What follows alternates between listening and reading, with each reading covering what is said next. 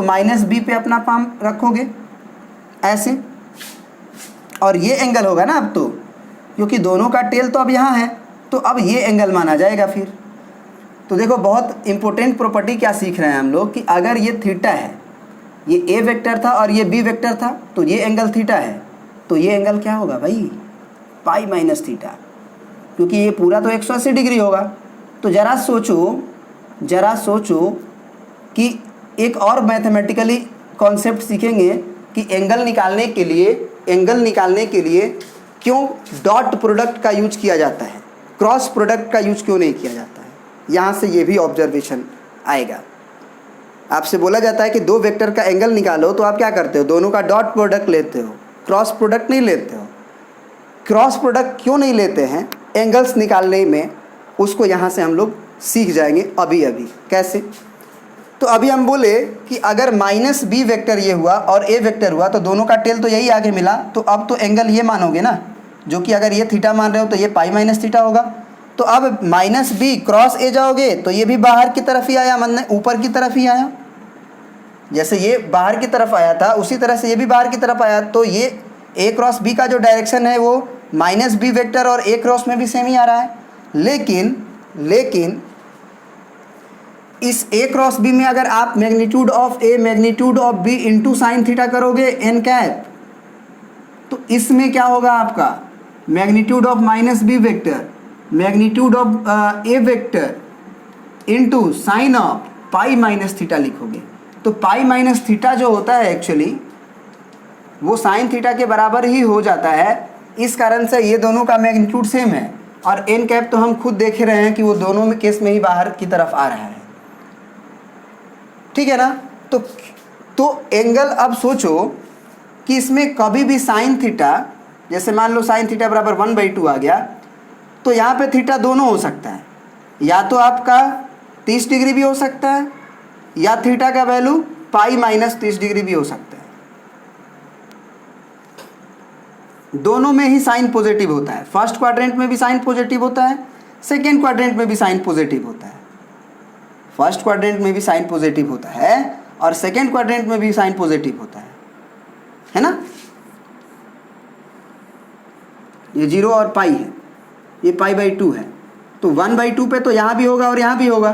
तो अगर यहाँ वाले एंगल को आप थीटा बोल रहे हो, तो यहाँ वाले एंगल को आपको पाई में से पाई पहुँचोगे या फिर थीटा पीछे आओगे तो पाई माइनस थीटा। तो अब किस एंगल को माने, थीटा वाले एंगल को माने हम ए और बी वेक्टर के बीच का एंगल, या इस वाले को एंगल को माने, क्योंकि ये भी हो सकता है कि यही पहले रहा हो माइनस बी वेक्टर और ये प्लस बी वेक्टर हो, हमको पता नहीं चल पाएगा ना, क्योंकि यहाँ पे थीटा 2 आएगा और कौन ए और बी के बीच का एंगल होगा वो पता नहीं चल पाएगा, क्योंकि एंगल 30 डिग्री भी आएगा और एंगल 150 डिग्री भी आएगा। 180 लिख सकते हैं और 30 घटा सकते हैं।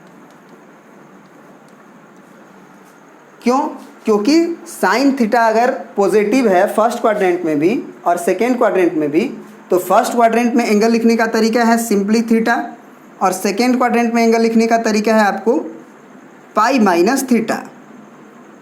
पाई पहले जाते हैं और थीटा पीछे वापस जाते हैं। तो अब कौन सा एंगल बोले, इस कारण हम लोगों को डॉट प्रोडक्ट का यूज करना पड़ता है एंगल बिटवीन टू वेक्टर निकालने के लिए। फिर बोलते हैं कि क्रॉस प्रोडक्ट का कब यूज करते हैं, जब हमको ऐसे वेक्टर की आवश्यकता पड़ जाए जो ए वेक्टर के भी परपेंडिकुलर हो और बी वेक्टर के भी परपेंडिकुलर हो, उस समय हम कहते हैं ए क्रॉस बी, जिससे हमको ऐसा वेक्टर मिल जाता है जो ए के भी परपेंडिकुलर हो बी के भी परपेंडिकुलर हो। याद रखना इस बात को, पूरा 3D में ये यूज होता है, ये वर्ड, ये पूरा 3D में ये वर्ड यूज होता है कि ऐसे वेक्टर्स जो दो वेक्टर्स के परपेंडिकुलर हो, तो उन दोनों वेक्टर्स का क्रॉस ले लो, वो तुम्हारा ऐसा वेक्टर खुद दे देगा, अपने आप दे देगा जो दोनों वेक्टर्स के परपेंडिकुलर हो, ठीक है ना। अब आते हैं नेक्स्ट कुछ प्रॉपर्टी के बारे में। अब देखिए इसकी 2 प्रॉपर्टीज़ और भी है बोर्ड पे जो हम लिखे हुए हैं कि if vector A and vector B represent 2 adjacent side of triangle, then half of magnitude magnitude का मतलब इसमें अब डायरेक्शन नहीं है, ए क्रॉस बी में हम ऐसे लगा दिए, मॉड लगा दिए तो मैग्नीट्यूड लगा दिए, तो magnitude represent area of triangle, represent area of triangle. दूसरा प्रॉपर्टी है कि अगर vector A and vector B represent two adjacent side of parallelogram, मतलब अगर वेक्टर ए और वेक्टर बी दो एडजेसेंट साइड हैं पैरेललोग्राम के, तो हाफ को छोड़ के अगर हम ए क्रॉस बी का मैग्नीट्यूड पूछें तो वो हमारा रिप्रेजेंट कर देता है एरिया ऑफ पैरेललोग्राम। क्या मतलब है इसका? इसको मैथमेटिकली जब हम फिगर में देखते हैं तो समझ में आएगा कि नहीं ये वास्तव में ये बात सही है। तो पहले प्रॉपर्टी को देखते हैं, पहला प्रॉपर्टी को डील करते हैं, फिर दूसरा को देखें। मान लीजिए कि आपके पास एक ट्रायंगल है, ये ए है, ये बी है, ये सी है। एक और बात ध्यान रहे, टू एडजेसेंट साइड का मतलब होता है कि ये ऐसे एरो निकलना चाहिए, ऐसे एरो निकलना चाहिए, है ना, ये एरो ऐसे निकलना चाहिए, मतलब ये ए वेक्टर मान लो और ये अगर बी वेक्टर मानो तब की कहानी है। कभी कभी क्या होता है ना कि लोग ए बी वेक्टर लिख देते हैं और क्रॉस बी सी वेक्टर लिख देते हैं। गलती क्या हो जाती है कि ए से बी पे जाना पड़ेगा उस समय, और ए से बी वेक्टर पे जाने के लिए आपको ये हेल्प लेना होगा, ऐसे करना पड़ेगा, और बी टू सी जाने के लिए बी से सी ऐसे जाना होगा। तो फिर एंगल ये नहीं होगा ना, फिर तो आपको इसको आगे बढ़ाना पड़ जाएगा, क्योंकि दोनों का टेल टुगेदर होना चाहिए। तो ये टेल है, ये भी टेल है, ये एरो ऐसे गया, तो अब ये बी ए वेक्टर जो इधर था वो minus B of A vector हो जाएगा, तो ये माइनस ए वेक्टर हो जाएगा ना फिर तो। यानी कि आप ये कह रहे हो कि ए बी वेक्टर, तो ए बी वेक्टर तो यही वेक्टर है ना, सॉरी ये नहीं होगा, ए बी वेक्टर ये हुआ, तो अब ये एंगल हो जाएगा, तो उस समय जो ट्रायंगल बनेगा ना वो नीचे वाला बन जाएगा। फिर अगर ये A B cross B C करोगे तो आपको ये एरिया निकल के वो आ जाएगा। ये भी बात का ध्यान रखना है कि दो एडजेसेंट साइड का मतलब वेक्टर फॉर्म में अगर देखना है तो आपको अब ऐसे और ऐसे नहीं देखना है, एरो ऐसे निकलना चाहिए, ऐसे निकलना चाहिए दोनों एरो, ऐसे और ऐसे। मतलब ये आपको ये समझना पड़ेगा कि अगर ये ए वेक्टर है एडजेसेंट साइड ऑफ ट्रायंगल, तो vector A cross vector B का मतलब आपको समझना होगा कि ए वेक्टर के लिए आपको बी ए यूज करना होगा, बी ए वेक्टर, और इसके लिए आपको यूज करना होगा बी सी वेक्टर, और फिर क्रॉस लेना होगा।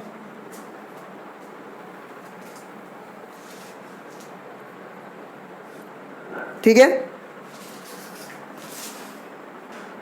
अब देखो एक और बात बताते हैं तुमको, इसका तो मैग्नीट्यूड ही नहीं निकालना है, तो आप यहाँ पे ये सोचो कि इसका एरिया और जो बी ए वेक्टर गया है और ये ए बी वेक्टर जो आप नीचे बढ़ाए हो, यानी नीचे वाला जो ट्रायंगल दिख रहा है आपको, ये वाला, क्या दोनों का एरिया सेम नहीं होगा क्या? ये इसका एरिया, इसका, और ये जो ऊपर ए बी सी ट्रायंगल बना है, मान लो इसको ए डैश बोल दो या फिर पी बोल दो, तो ए बी सी का एरिया और पी बी सी का एरिया बराबर होगा कि नहीं होगा?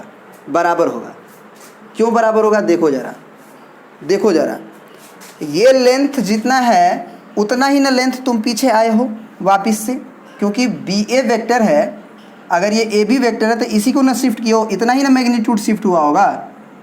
तो अगर हम बोले कि यहाँ से एक परपेंडिकुलर डाल दो, यहाँ से आप एक परपेंडिकुलर डाल दो, तो ये तो हाइट हमारा इस बेस के लिए फिक्स हो गया ना सी से, तो ये भी बेस आप लोगे तो हाइट तो सी, और मान लो ये डी बोल रहे हो तो ये सी डी ही काउंट होगा।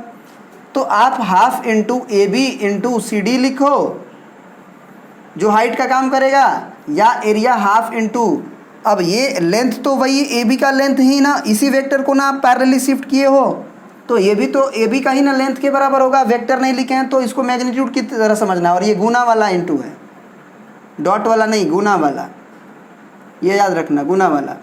और सी डी अभी भी अगर बेस ये लोगे तो यहाँ से हाइट आपका यही होगा, आपको पता होना चाहिए। ट्रायंगल का एरिया निकालते समय ऑब्ट्यूज एंगल ट्रायंगल हो जाए तो अल्टीट्यूड बाहर हो जाता है, तो ये भी सी डी ही होगा। तो आप A B cross B C करो, चाहे आप B A cross B C का मैग्नीट्यूड लो, दोनों से एरिया जो आएगा वो ट्रायंगल ए बी सी का ही एरिया आएगा, निश्चिंत रहो। हाँ, अगर देखने के पॉइंट ऑफ व्यू से बोला जाए कि वो ट्रेंगल कैसा दिखेगा, तो वो अलग अलग दिखेगा। ये ट्रेंगल ऊपर वाला कुछ इस तरह से दिख रहा है और नीचे वाला कुछ ट्रेंगल इस तरह से दिख रहा है। निश्चित रूप से अगर ये बी ए वेक्टर है तो इसको हम वापस से, अगर हम पीछे वापस कर दें, ऐसे कर दें, तो ये लेंथ के बराबर ही ना इसको शिफ्ट करेंगे और इसको अगर मिलाएंगे तो ये कुछ एरिया अलग तरह से दिख रहा है और ये कुछ एरिया अलग तरह से दिख रहा है ज्योमेट्रिकली, लेकिन एरिया दोनों का सेम आएगा क्योंकि आपने बेस को सेम रखा है, तो अल्टीट्यूड तो सेम ही होगा, ये फिक्स हो गया, तो एरिया सेम आएगा। हाँ, अब क्वेश्चन ये एराइज होता है कि एरिया कैसे हो जाता है A B cross B C. अब उसको भी मैथमेटिकली देख लेते हैं, ठीक है, इसको मिटा के। अब जैसे देखो, मान लो कि ये B C vector B vector है और B A vector A vector है, ठीक है। तो अगर हम बोले कि वेक्टर ए क्रॉस बी का जो मैग्नीट्यूड होगा वो क्या होगा, तो मैग्नीट्यूड में तो हम बताए थे कि magnitude of A magnitude of B, ये हाफ भी लिखिए आप, और ये साइन ऑफ थीटा, ये लिखा गया। अब इसको हम लोग अपने एरिया को लिख के देखते हैं कि area of triangle A B C अगर हम लिखना चाहें, area of triangle A B C लिखना चाहें तो हाफ इंटू बेस को मान लो हमने बी सी यूज कर लिया, तो हाइट हमको बी सी के ऊपर ए से चाहिए, ये परपेंडिकुलर, तो मान लो ये ए डी है तो हम ए डी लिखेंगे। अब ज़रा बताओ कि इस वेक्टर ए है तो इसका मैग्नीट्यूड क्या होगा, इस लेंथ का मैग्नीट्यूड क्या होगा, मैग्नीट्यूड ऑफ ए होगा। और अगर ये थीटा है तो हम पूछे कि साइन थीटा कितना होगा, तो साइन थीटा होगा perpendicular by hypotenuse. Sine theta बराबर होता है पी बाई एच, तो परपेंडिकुलर थीटा के लिए ए डी हुआ और हाइपोटेनस हुआ ए बी, तो ए डी का लेंथ कितना हुआ, तो ए डी का लेंथ के लिए ए बी को इधर भेजना पड़ेगा, तो ए बी साइन थीटा हुआ।